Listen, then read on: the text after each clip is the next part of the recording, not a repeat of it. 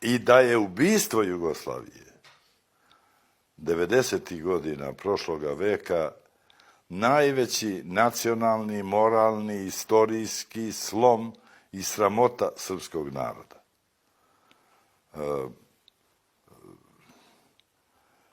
Mi smo morali i mogli smo.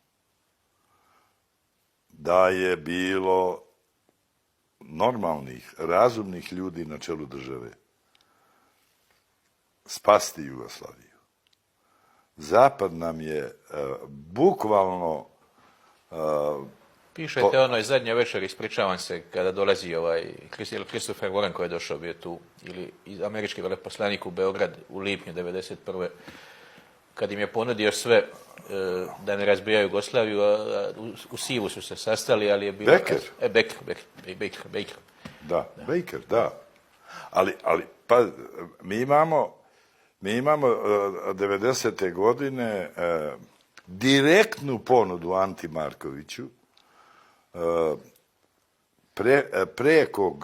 prekorednog pridruženja Jugoslavije Evropskoj zajednici. Uz uslov da se zemlja odveže od komunističkog nasleđa.